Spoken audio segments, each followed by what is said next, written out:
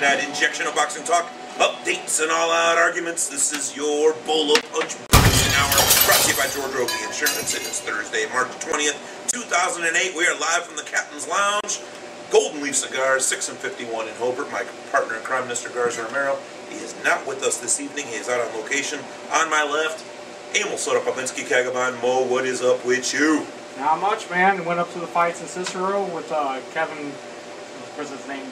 Crazy Legs Kevin Patterson. Yeah, he did the write-up. I'm loading the photos up right now on my Smugmug account, and it'll be up on the Bolo Punch page probably later tonight or maybe tomorrow. And got some good shots. Kevin did a real nice write-up. A little bit of an upset up there, and we'll talk about that when we go through the...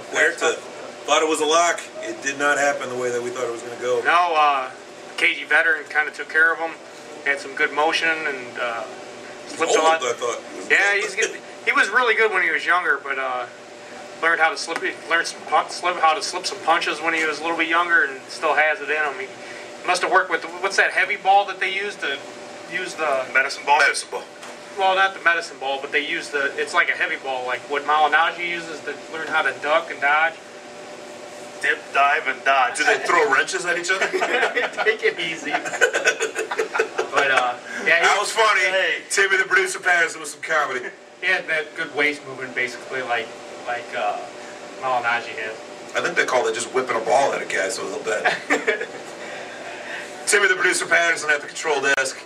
Timmy, what's up with you, and how can our listeners get in touch tonight? Well, not a whole lot going on with me, man. Just still waiting to find out what's going on with the knee. But you can get a hold of us tonight. Hotline's open, 219-743-9743. Yahoo Instant Messenger is up and running. It is keyword Bolo Punch Boxing Hour, or send us an email at bolopunchboxinghour@yahoo.com. One thing I want to mention before we get started, Emil Soda Popinski Kagaban is actually the guy that brought this to my attention.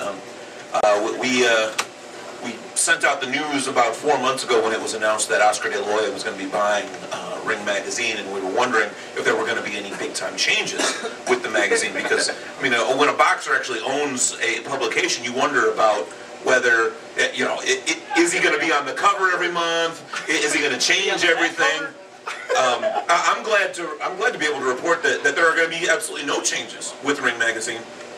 It's not like he's going to put himself on the cover and on the front cover and the back cover, as well as two of his main moneymakers, Tecate and what is it, Tres Generaciones. Cazadores, I think that's what it's called. Cazadores. That's a Reposado tequila. Bottom line, the inside cover, the back inside cover, and the front cover, all De La Hoya, 24 hours. I gotta check the rating and see if he's number one in every. Very interesting. I'm just glad that it hasn't changed the magazine any. Yeah, I am as well. Rundown of tonight's show. We're gonna start with some headlines. We got some Ty Fields news. Shaigev and Valuev, they're gonna be getting their. They're going to get their groove on again. They'll be fighting a second time. Edison Miranda and Mikkel Kessler, they have signed that they're going to be fighting. Someone in the world of boxing has been indicted. We'll go through that, as well as Baby Joe Macy. Some news from his camp. Also at the updates desk, we'll be talking about Pacquiao Marquez, their rematch over the weekend. David Diaz just fought against Montana, and all the fights that got us through the week. A couple close fights. Some awesome fights this weekend. Man, good stuff. At the upcoming schedules desk, we'll be talking about Andy Lee, Casamayor, Corey Spinks, Kasim Uma, all fighting in the next week or two. We have an exclusive interview tonight with Dangerous David Diaz. He is the WBC lightweight champion of the planet. He just beat Ramon Montana, on the undercard of Manny Pacquiao against Juan Manuel Marquez too. And now it looks like Dangerous David Diaz is going to be fighting Manny Pacquiao himself. Pacquiao coming up, starting at flyweight all the way up to and including junior lightweight, now looking for a lightweight belt. David Diaz says, no sir, no thank you. Yeah, he steps right into basically a title shot as he moves up. It's kind of surprising. Interesting how that happens. It does happen, though. Roy Jones did it. Yeah. You got to be a big name to move up to another weight division and have a title shot waiting for you. Also, our special topic for you tonight, our Bolo Punch topic, will be the perfect fighting machine. We're going to be taking elements of 4 or 5 legendary fighters, putting them together. The greatest chin of all time, the greatest left hook of all time, the greatest power puncher, speed, Yeah, boxing ability, and you actually defense. put this on the, what was it, Yahoo Answers that you put this on? Yeah, And you got some answers there that I didn't quite agree with. So I let's had- tear it up. Yeah, we'll have to go through that, but I thought it was pretty basic and simple to pick the guys that I was going to pick, and we're going to have to see if you didn't tell me who you picked. No, I haven't heard your picks either, so Yeah. it will be realistic when we rip on each other for our answers. And we'll have more beer in us at that point as well. And of course, the show will end with our Golden Leaf Fighter You Should Know. Tonight's Golden Leaf Fighter You Should Know is Michael Spinks the Jinx. But before I go any further, we do have a contest. We came up with this contest earlier today, and I think it's going to be pretty interesting. This is going to be called Legendary Matchups by Nickname. And the winner of this, you'll have 3 weeks actually to contact us, either on YouTube in the comments, on Yahoo Answers, or by instant messaging us, or calling the hotline at area code 219-743-9743. Legendary Matchups by Nickname. For example, Raul Cobrita Martinez, means the little cobra, taking on Archie Moore, the mongoose. The cobra versus the mongoose. That's the kind of thing I'm talking about here. Floyd Money Mayweather taking on Calvin the boxing banker Brock. Money. Yeah, should I write it down for you? I'll draw you a picture if you. I was only half paying attention to you.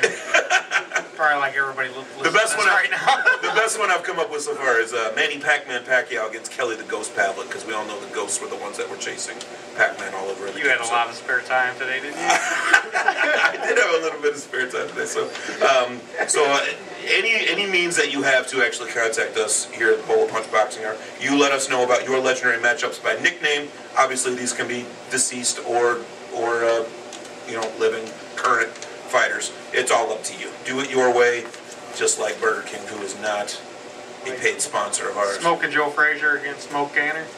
Against Derek Smoke Gainer? Well, smoke versus smoke, I don't know. Yeah, my answers are good. Yours aren't that good yet. Just get working on that. Yeah, I did sit down and go through every nickname. Juan Diaz just landed a really big Everlast agreement contract. They have not put the numbers on the net just yet, but it is going to be multi-millions. He's going to be wearing only Everlast everywhere. We saw that Roy Jones wants to wear only Grant. Well, Juan Diaz is only going to be wearing Everlast. It's pretty surprising that he lands this big deal right after he lost. Right after his first loss. Everlast says that he still represents everything that Everlast stands for. He's a college student. He was probably undefeated at the time that they wrote up the agreement. He did unfortunately lose just 2 weeks ago. But yeah, it's still a superstar though, by no means. Let's see if Timmy, the producer Patterson, picks up on this one, on who some of our sound bites should be later on. Ex-champion of the world, two-time light heavyweight champion of the world, Reggie Johnson, has been indicted in second-degree felony charges of theft. $120,000 in grant money for boxing camps to be held last summer for children displaced by Hurricane Rita and Hurricane Katrina, but that never did the camps. That's what we're hearing. That's what we're hearing. Anyway, moving on from that, I don't know anything more about that. As we get more info, we'll put that out to you. Yeah, it sounds awful disappointing. You like this? Hi, this is two-time world champion Reggie Johnson. Yeah, like You're that. listening to Bolo Punch Boxing Hour on HSSP.cc. Save your ringside seat. And I didn't do it. He was busy saving them. That was a ringside seat. That's what it was. We still love Reggie Johnson, but he stepped in it right there. Miguel Cotto versus Alfonso Gomez and Kermit Cintron taking on Antonio Margarito. That's going to be April 12th at the Boardwalk Hall, Atlantic City, New Jersey. I can't wait for that fight. I mean, Miguel Cotto against Alfonso Gomez, that alone is going to be pretty cool. I don't know if Gomez can really stand with the punching power. Yeah, But I would pick Gomez over Paulie Malignaggi, and Malignaggi stayed with them for. it would be. I don't know if I would pick him. I think it would be a good fight, but I would probably still pick Paulie in that fight. Paulie's just so slick. Yeah. The only problem is Cotto hits so hard it don't really matter if you're slick or not. You might get around a few punches, but you're not going to avoid all of them. Well, Top Rank has decided that Ty Fields is probably going to be fighting Hasim the Rock Rahman, former two-time heavyweight champion of the world and future heavyweight champion, if you ask him. Ty Fields taking on Hasim Rahman. That will be Las Vegas Heavyweight Championship. It's a big step They're up for announced Ty there. Fields. Yeah. Ty Well, they're Fields- making up a championship. Now there's a Las Vegas title. That's right under TV title. Yeah, it is about under TV title because neither one of these guys deserve any kind of title shot at this point. Ty Fields has a lot of wins on and no losses, but hasn't fought any kind of opponent with any substance. Brockman's going to be his biggest step up to this point.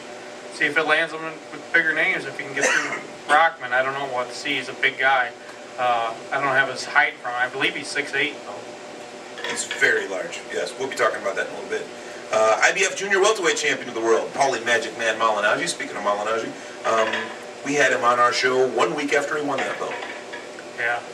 We were his first non-broadcast interview after all the hoopla of him actually winning it. I don't know if that excites you. That excites me. That's pretty cool. But he's going to be fighting on the undercard of the next Ricky Hatton when he fights Lascano in Manchester on May 24th. If Hatton wins and Malignaggi wins on the undercard, then Hatton and Malignaggi have decided they want to fight one another. Yeah, that's pretty good. I think that'd be an interesting fight. Malignaggi is hard to hit, and Hatton is hard to miss. Yeah, Hatton's good at rushing in on people, and Malignaggi seemed to have trouble with that style when he fought Ngojo here in his last fight. So we're going to have to see if he can deal with Hatton. Hatton's the biggest pressure fighter at this weight class, you know, so obviously he's going to, it looks like he's going to step back down in weight class and fight at junior welter instead of back up at welter. Hatton has proven that welter he's not as durable of a fighter as he is at junior welter. I agree. May 31st, somewhere in Germany, Nikolai Valuev, the Giant, is going to be taking on Ruslan Shagev, the man that took his belt away from him in the first place for the WBA Heavyweight Championship of the World. And cannot wait to see that. 7-foot-tall former champion Nikolai Valuev. This will be his biggest payday yet for a match of which he is not even the champion. Now, where's this fight at? They haven't said where, but it will be in Germany.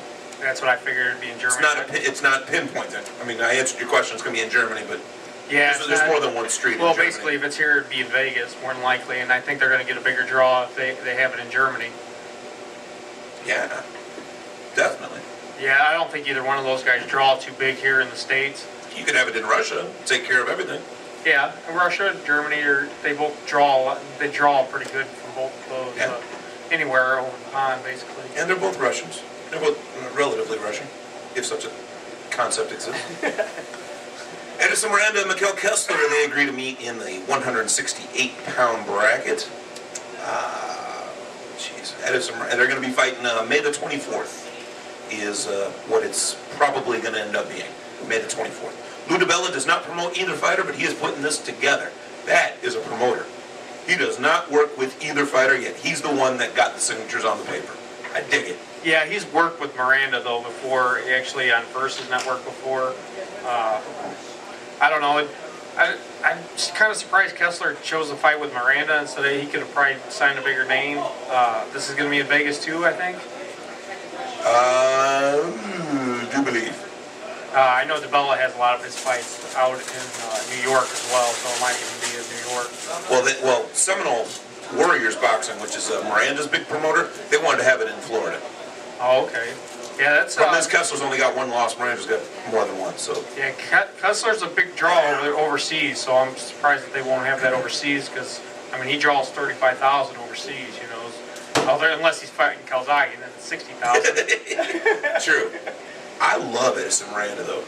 Yeah, he's just so good. It's surprising that he got a fight with Kessler so quick though, stepping up a weight class, and he basically fought one fight at super middle. Well, Miranda forced his way on Mikkel Kessler. Kessler didn't want this fight. I thought Miranda would have to go back up against Alan Green here or someone like that, you know, at super middle before he'd get him with Kessler. Right? Already beat Alan Green once, and Alan Green doesn't even show up to his weigh-ins anymore. Alan Green has something wrong with him, though. But there's something going on that we don't know yet. Yeah. And Baby Joe Macy tears a shoulder muscle and will not be able to fight against Terry Hurricane Smith. He's got to rest for at least 3 weeks, is what I'm hearing. Yeah, it's resting for 3 weeks with a torn muscle in your shoulder. Yeah, it's kind of surprising. It's only 3 weeks that he's going to have to rest. I would expect much more than that. Yeah. I mean, just from like a pitcher you hear in baseball or whatever, how long they have to rest. I mean, I had a broken bone in my shoulder, and I was out for 4 months before I was back to almost 100%, and that's not torn muscle. It takes almost the same amount of time though usually for a torn muscle. Well, it's amazing to me that someone that was such a big draw at heavyweight is still undefeated. Bleeding on the brain, has to leave, comes back, what, a year and a half, 2 years later.